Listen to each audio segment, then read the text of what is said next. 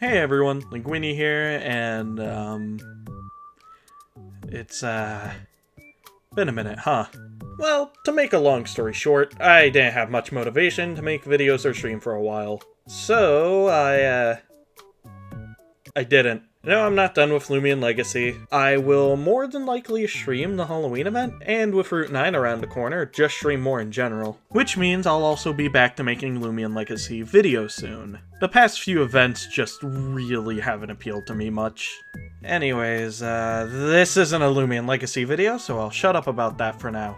If you've talked to me recently, you've definitely heard me talk about Dandy's World before, but I won't blame you for not talking to me recently, because, what draws most people into the game, myself included, is the Toons, and how different each of them are, from personality to design, and most important for this video, how differently they play. But of course, with characters that play differently, a meta will develop around the characters who are the most effective.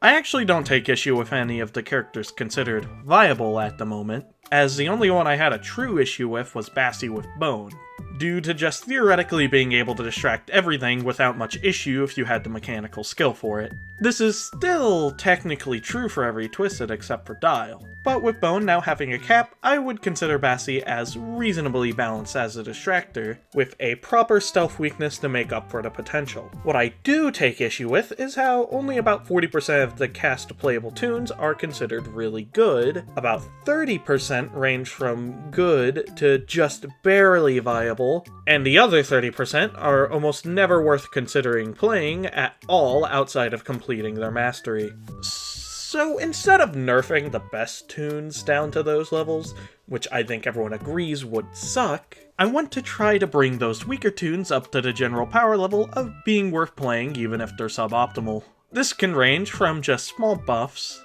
to changing their stats to be a bit more fitting of their role, or reworking their abilities to just be stronger while hopefully not sacrificing the intended purpose of the ability. Of course, with all of these, I'm also not trying to change the identities of the Toons, playstyle or personality-wise, as if I change their abilities and stats so much that it basically makes them a different Toon, that would mean I just kind of want a different Toon, right? With that in mind, I'm not going to be touching on Shrimpo, since he fulfills his role as being the challenge Toon perfectly by just sucking. Wouldn't be much of a challenge if he was relatively normal, right? Anyways, this intro has gone on long enough, so let's get into the changes I cooked up.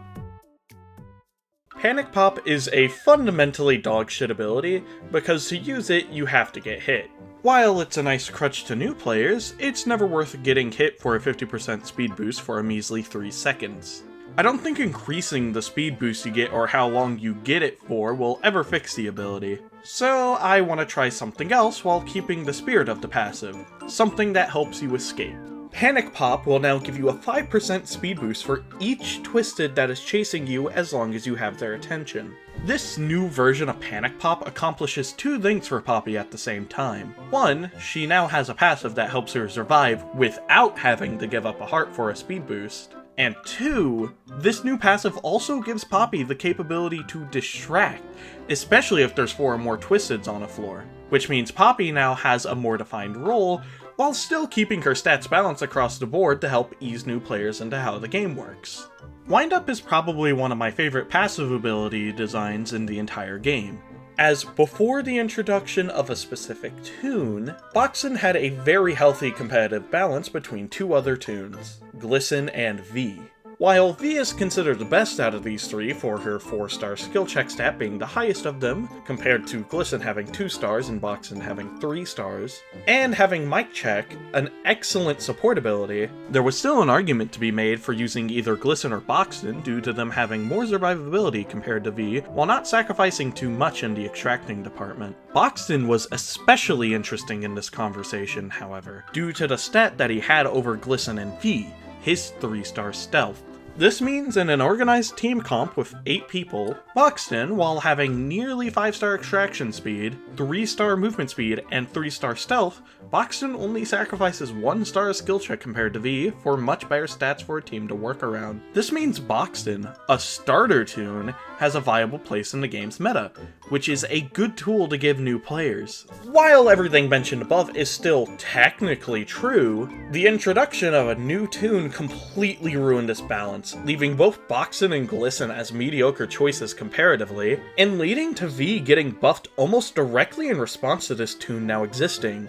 This toon being, unsurprisingly if you know what stats can make a toon good, Yada. I don't think anyone would argue with me if I said that Yada has the best base stats out of any toon currently in the game. Her 4-star movement speed and 2-star stealth make her a top 5 distractor in the game by default, despite her 1-star stamina. And on top of this, she has a 3-star skill check and 5-star extraction speed. Those extraction stats sound familiar? They're basically identical to Boxton with maxed windup. Yada is Boxton, but with the capability to be a backup distractor when needed. On top of this, however, is her passive Pinata Party, which drops 2 candy items whenever she completes a machine, which, with her extraction stats, is an incredibly easy task. So not only is she a quick extractor, she can potentially produce boxes of chocolate to support the main distractors, and let Sprout pick up any other candy item. So she also literally produces tapes for Sprout, meaning she synergizes with all 4 of the top 4 characters in the meta. Okay, Linguini, nice Yada rant, dickhead.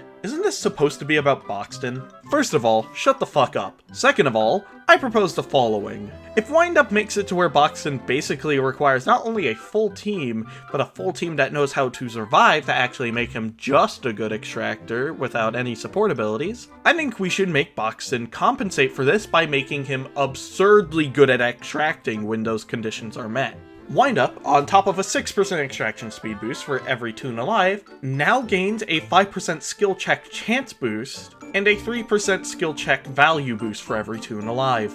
This means with a full team of 8 toons, Boxton would naturally have 1.48 extraction speed, a 65% skill check chance, and a 2.48 skill check value. This means Boxton would have slightly worse extraction speed and skill check value than V, but with the skill check chance pushing him over the edge, Windup would make him objectively the best extractor in the game statistically, which would more than make up for his lack of support abilities compared to V or Yada, and push him back into being a good and viable choice for runs. I'll get back to Glisten later, I've got plans for the other Yada victim. Toodles, in exchange for having a generally fun to mess with gimmick, has a terrible stat spread. For an extractor, she makes the terrible trade-off of 1 star of extraction speed for 1 star of stealth. 3-star stealth is already serviceable for an extractor, as only supports really need more than 3 stars of stealth. This alone makes Toodles a pretty bad toon, but her ability, while fun, doesn't help her much for 2 reasons. 1, what stat boost you end up getting is random, making it very hard to make consistent use out of. And 2, even if you get a desirable stat boost at the right moment, the boost being a measly 15% boost to the chosen stat means it makes a minimal difference that trinkets are capable of doing if you really need them to. With the issues of the ability established, I propose 3 changes in my version of Beginner's Luck. 1, stealth is no longer a stat boost you can roll, as since Toodles already has 4-star stealth, she functionally does not need more stealth than she already has. 2, the stamina stat boost, along with boosting your total maximum stamina, should also boost your stamina regen as well.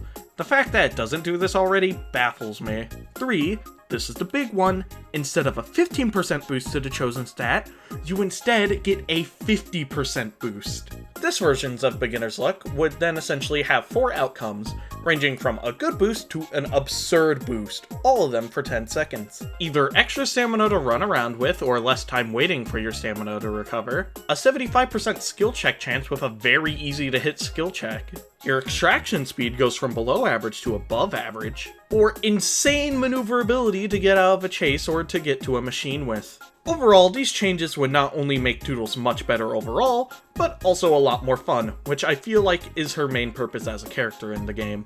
Unlike Toodles, Finn has alright stats, making him an above average extractor. His ability, however, while fun, isn't amazing. Keeping this one a bit more simple, I still want Finn to get a speed boost from machines being completed, but I want the speed to stick around similar to how I made the Panic Pop speed boost for Poppy stick around a bit more. Reel In now gives Finn a permanent speed boost for the floor for each machine completed, capping at a 25% speed boost when all machines on the floor are completed, and resetting back to 0% when the floor ends. To explain more clearly what this means, imagine there's 4 machines on the floor. If one machine gets completed of the 4, this means Finn receives 1/4 of the total 25% speed boost, meaning Finn now has a 6.25% speed boost for the rest of the floor. He will gain another 6.25% speed boost for each machine completed, and once all 4 machines are done, he has the full 25% speed boost.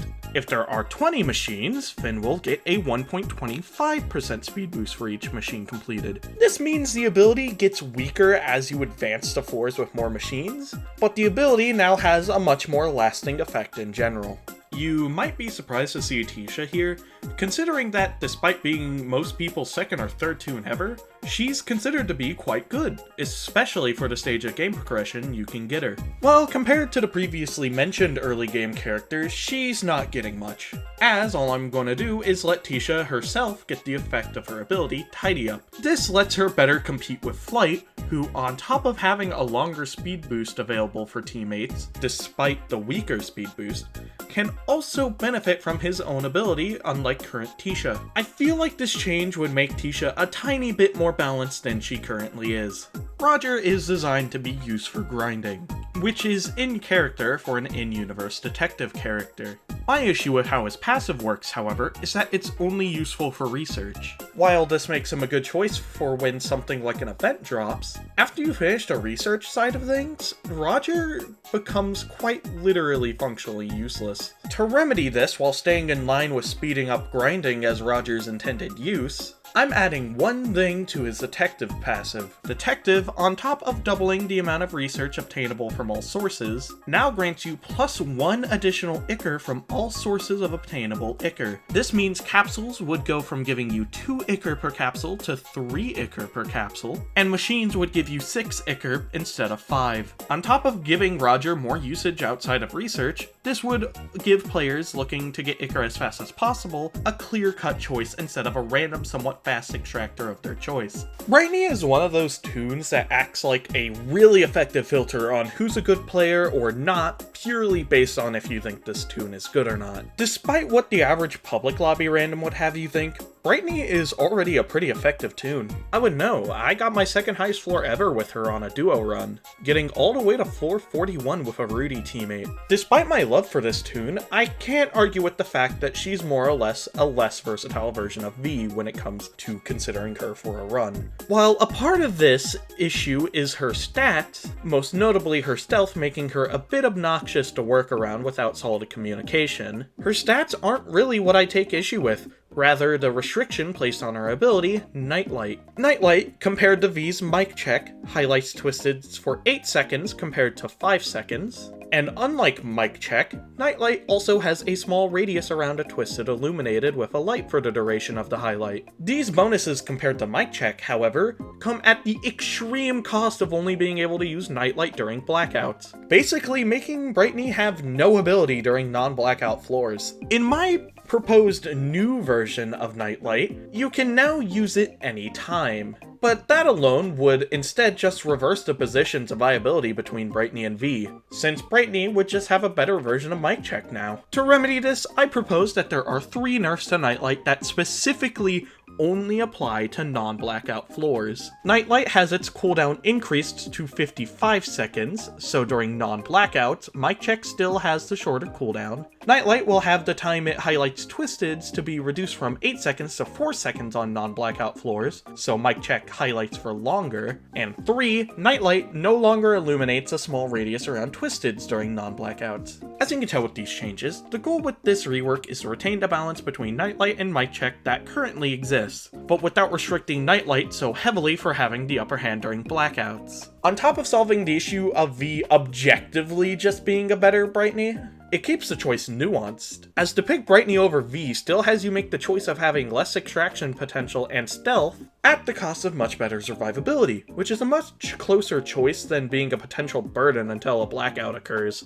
Saying Brescia is kind of mid is more or less just beating a dead horse. A lot of people attribute this to her stats, which just isn't really the case. In fact, her stat spread is actually good for how she works right now, where you can use your ability to boost whoever is on a machine, and if a Twisted comes by, take the attention of the Twisted for the toon doing the machine. The issue with this, however, is even after her ability, Artistic Inspiration got buffed from being an additional 25% skill check chance boost to instead being a 50% boost, is that you'd rather just have Brescia be on a different machine, or in some cases, just have Brescia be the one doing the machine in the first place. This is because not only is the multitasking more inherently useful, but Brescia herself is an above average extractor, the same as Finn in fact. So how do we fix the issue of Brescia having to basically be useless to use her ability, while keeping the same general idea? Well, what if we made it to where a toon could receive the boost in skill check without Brescia having to be next to them? In this version of Artistic Inspiration, Brescia would instead kind of mark a machine, and any toon who's on the marked machine would now receive the 50% skill check chance boost, including Brescia herself. Now, not only can Brescia give the boost to other toons without having to kind of just sit there, she can now actually benefit from her own ability. Also, since it's no longer a toggle ability, you'd obviously need the cooldown to be a lot longer, considering otherwise Brescia could just run to every machine and mark one every 5 seconds. The mental image of that is fun though. I'd say a fair cooldown for that type of boost would be about 35 seconds, maybe 40. As a note about where I got the idea for this ability rework from, it was from a Twitter post. It's why I said in this version of Artistic Inspiration instead of in my version of Artistic Inspiration. This version came from @JackoPumpkid, also known as Jackie, on Twitter, which additionally changed Brescia's stats to be a bit better as well. But seeing as the boost the ability gives got doubled since then, I don't think Brescia would really need the stat changes on top of the ability becoming a lot better. Why not come up with my own idea?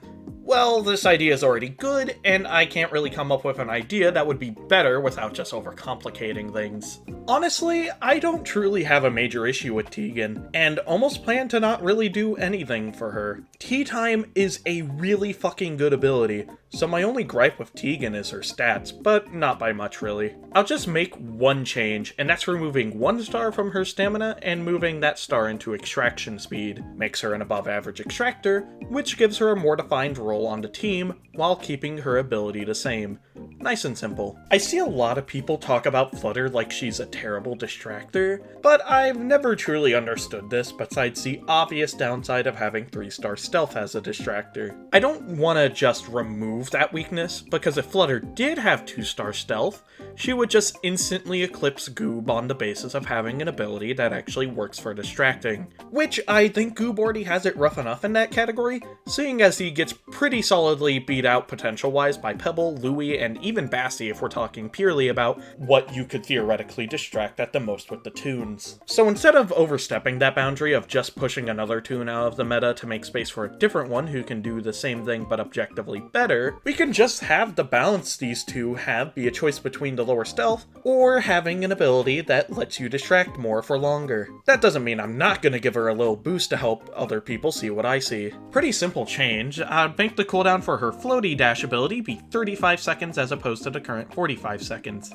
as it'd let her use it a lot more freely without worrying about the longer cooldown. Remember when I talked about beating a dead horse by calling Brescia mid? Well, I'm gonna save everyone some time by skipping the obvious rant of why Scraps is the worst toon in the game and how she also probably started World War II. Terrible stat spread which leaves her below average in both movement and extracting, a selfish ability, and just no real defined role that literally anyone else could do better if need be. I'm actually fine with her ability Crafty Grapple, as I think it's fun enough on its own and isn't a core issue with Scraps. Rather, I think we should change her stats to not be scientifically engineered to be dysfunctional. So here's my idea for a new Scrap stat spread. 2-star skill check, 2-star speed, 3-star stamina, 3-star stealth, and 5-star extraction speed. What this accomplishes is 2 things. 1, it gives Scraps what she really has needed for a while, an actual defined role as an extractor, and 2,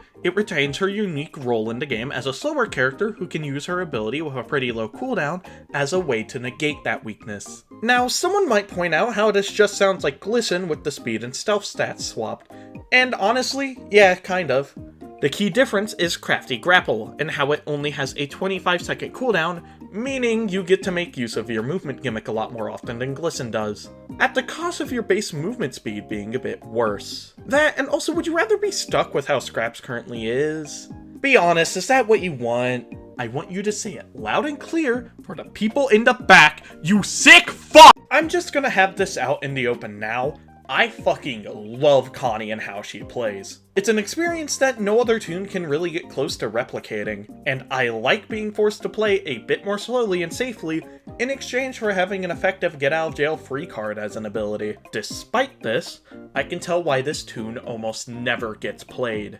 Her ability, Haunting Escape, does not feel worth the price of essentially getting hit in the ankle with a scooter as a movement speed stat. So, for the only time in this video, I'm gonna change both the ability and stat spread of a Toon. Starting with Connie's stats, I'm gonna be aiming to keep her general playstyle, so sorry fellas, the 1-star speed is here to stay. I'm also not changing the stealth because, dude, she's a fucking ghost that can go invisible. I get that you can sacrifice a little bit of characterization for game balance purposes, but you can only do that so much before it feels like you should just make a different character. The 5-star stealth is staying. I'm also keeping the 4-star extraction speed, so that narrows down the change in stats to stamina and skill check. Pretty simple change, I'll just swap around the stamina and skill check. So 2-star stamina and 3-star skill check. She already has 1-star movement speed, so 1-star in stamina isn't much of a loss, while the 1 extra star in skill check allows Connie to be a bit better at her intended role on a team as an extractor. So, to repeat, 3-star skill check, 1-star movement speed, 2-star stamina, 5-star stealth, and 4-star extraction speed. That's not all though, as if you remember literally 1 minute ago, you'll remember I said we're changing the ability as well. In my version of Haunting Escape, on top of its current effects of Connie being undetectable to every kind of twisted, minus lethals for 5 seconds on use, Connie also now gains a 50% speed boost during those 5 seconds. This change allows Haunting Escape to be more reliably used as an escape tool, while also patching up Connie's main weakness when you use it. If you remember how I just said that I like the challenge that being slow as Connie brings, you can imagine I also like playing as Dazzle on even floors. So much so, I once did a solo run as Razzle and Dazzle and got to floor 35. This is my 3rd highest floor ever. No, I don't think I'm a masochist. Yet. Anyways, I'm going to be changing both of their stat spreads to be a bit more complex, while also making both of them much better at what each of them are intended to do. Razzle is typically used to distract, seeing as he's the fast one. So to help with this, and to actually make him worth running as a distractor, seeing as he can only do it on odd floors, Razzle will have 3-star skill check, 5-star movement speed, 4-star stamina, 2-star stealth, and 1-star extraction speed. This stat spread allows Razzle to be on par with the other top distractors, even beating out Pebble due to naturally having 2-star stealth and a 3rd heart. I think this is fair, as once again, Razzle is only allowed to distract on odd floors, so he should be a really powerful distractor to make up for this restriction. Moving on to Dazzle, Dazzle is pretty clearly built to extract, so let's make him even better at it, similar to how we made Razzle better at distracting. To do this, Dazzle will have 4-star skill check, 1-star movement speed, 2-star stamina, 3-star stealth, and 5-star extraction speed. This stat spread allows Dazzle to extract at the same speed as V, which I'd say would make him a damn good extractor. These changes are fair, as once again, Dazzle can only be this good at extracting on even floors, so he should be really good at it while he's allowed to. Is changing both Razzle and Dazzle's stat spread a bit more complex than the lame answer of just making it to where you can swap what stats you're using on the fly? Well, yeah, but like Connie, I really do want to keep their floor swapping gimmick, which is what actually makes them unique to play and makes them my second favorite Toon to play as. Told you we'd get back to the other Yada victim. I don't really have an issue with Glisten's stats. They work well and represent Glisten as a character perfectly, just the same as how Glisten is perfect. His ability, however, could use a little bit of the treatment Scrap's ability, Crafty Grapple, got a while back. First of all, Reflection can now teleport to machines. This gives his ability a use while solo, which is always good, but also means you can actually feel the effect that getting confused 3 after use does. Second, a 100-second cooldown is incredibly absurd for a relatively selfish ability like Reflection. I mean, come on, Astro's ability, Nap Time, a much more useful support tool, only has a 75-second cooldown. I think a 60-second cooldown on Reflection would be much more reasonable, and allow Glisten to not play so conservatively with his ability. Glisten is anything but conservative. Blot is honestly a really tough character to buff. He's kind of disappointing to get, since not only on top of needing 3000 Ichor, making Blot the most expensive non-main Toon, Yada and Louie, Toons you're required to have Mastery completed for to buy Blot in the first place, are both just better distractors than he is statistically. The only tool Blot has to compete with other distractors is Blot Jr., who more or less acts like a budget Pebble ability, Speak, but at the cost of awkwardly stunning the Twisted that ends up hitting Blot Jr., making using Blot Jr. for distracting a little inconvenient. So you think the answer is changing his stats, but honestly, I can't really find a way to buff Blot meaningfully without just contributing to power creep. Buffing his extraction-related stats wouldn't really make sense, since Blot complains about not liking extracting in his dialogue. Plus, making him better at extracting wouldn't address him being a weaker distractor. Buffing him to 5-star movement speed would make Blot outclass basically everyone up to Pebble, which would just make distractors like Goob or Yada worse choices in comparison. Buffing him to have 2-star stealth would, again, just make him a better choice compared to Goob or Yada due to having an actually usable ability for distracting. So the only choice to buff Blot without just making other distractors worse is to buff his ability, Blot Jr. Considering Blot Jr. costs 10 tapes to use, I think buffing the cooldown into being shorter would be nice, considering there is a cost to spamming the ability too much. I'd say making the cooldown around 50 seconds compared to the current 60 seconds would help Blot a bit more. Moving on to our final Dandy Store Toon, and the only main of the 5 I'll be changing is Astro. Astro used to be one of those Toons you'd always see in serious long runs back in 2024 in the early days of the game, mainly thanks to his ability, Nap Time. Nap Time restores everyone within a radius around Astro to full stamina, even if they were at 0 stamina. The obvious application of this was to help distractors when they were low on stamina. However, starting around the end of the Christmas event, people started getting a lot better at distracting on average, which led to Astro becoming less and less of a mainstay in those serious long runs. With Astro being less of a necessary support compared to characters like Bassie, Ginger, or even V, Astro rarely sees much use, especially in your average public lobby, due to there typically being a lack of players who can end up making full use of the stamina Astro gives them.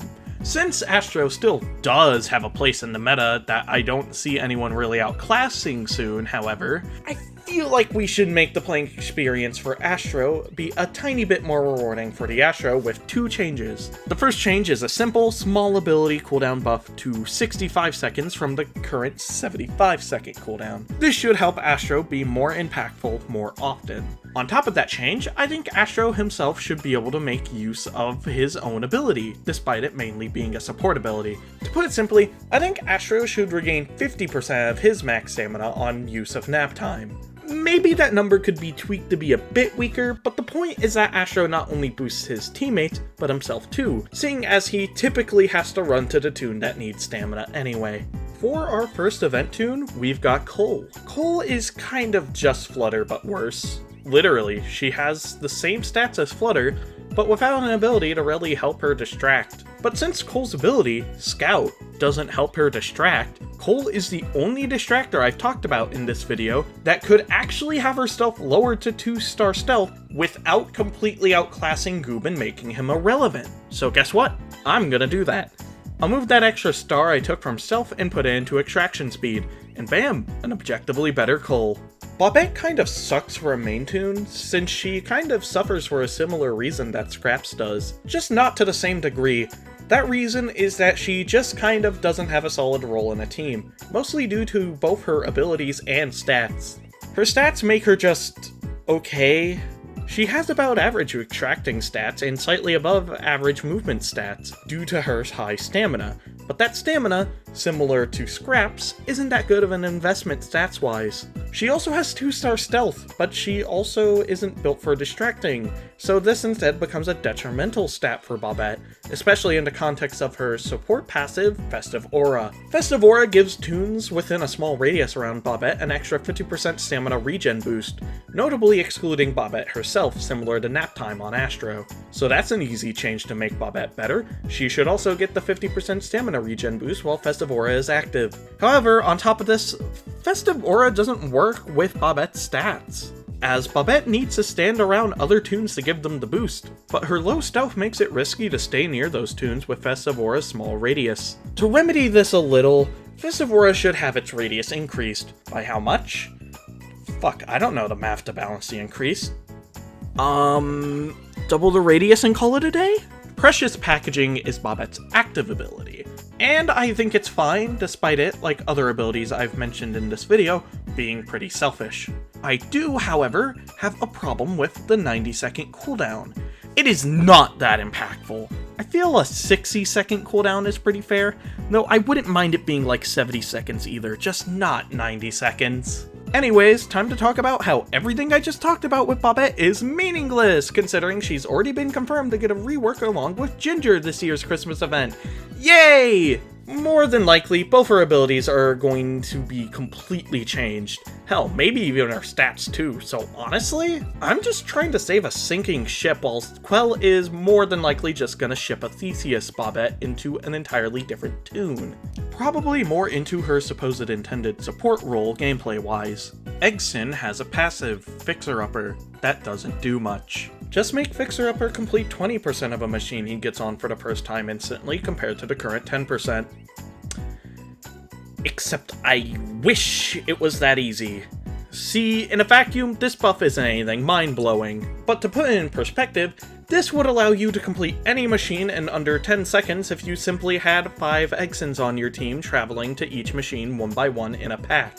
This would essentially allow you to clear floors at blazingly fast speeds, even compared to Shelly, which thanks to her ability, already enables some really quick floors. So to combat the potential of Eggson, an event toon, becoming a necessary part of the long run meta, I'd say some stacking nerfs are in order for his passive if it were to receive this buff, similar to Sprout's stacking nerfs. Pretty simple, Fixer-Upper will lose 2.5% instant machine completion per Eggson in the run, with the minimum the instant machine completion can go to being 10%, which means with 4 more Eggsons, he basically reverts back to his current state. Coco is the last toon I'm going to be talking about in this video, which I'm sure both of us are happy to hear. Me, so I can go to sleep, and you, so you don't have to listen to me rant about Dandy's World. Coco is meant to be a support, and she does that job alright, but she could definitely do better. The main issue is how she does it through her ability, Bonbon, which drops a bonbon. Wow! The bonbon itself is a solid item, which boosts your speed by 25% and extraction speed by 50%, both of these boosts lasting for 5 seconds. The issue is how long the boost lasts. 5 seconds isn't enough for the ability to have much of an impact. I know someone is gonna bring up the glazed fondant bag trinket, so I'm gonna address that here. It's in no way able to compete with other extracting or speed trinkets, so it's kind of a waste of a slot on characters besides Coco or Yada, and for both of them it forces them to play selfishly with their candy related items, which for Coco specifically literally just goes against her role as a support. Anyways, I think the bonbons she drops from her bonbon ability should just be better. I think doubling the duration of the bonbons to 10 seconds from the current 5 would make Coco feel a lot more impactful. With that, I've touched on every toon I'd want changed, and how I'd change them. If you enjoyed this video, consider subscribing and liking the video, because I'm very much not against the idea of doing a video like this for something like trinkets. But this video is already a little bit different from what I usually do. If you usually watch my Lumion Legacy content and stuck around until the end, I promise I'll be back to making content on Lumion Legacy really soon. As again, the Halloween event and Route 9 are right around the corner. Until then, I hope y'all enjoyed, and I'll see you later. Pasta la vista!